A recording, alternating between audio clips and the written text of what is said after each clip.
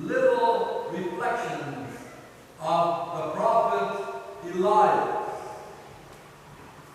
And if you're familiar with his life, you know that maybe it might have been better to pick up somebody who's a little bit less serious about things.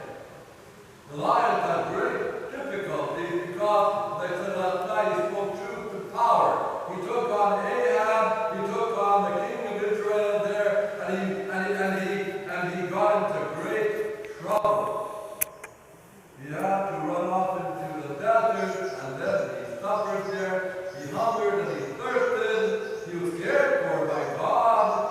A miraculous raven, an angel feeds him. But there's a time when he says, God, let me die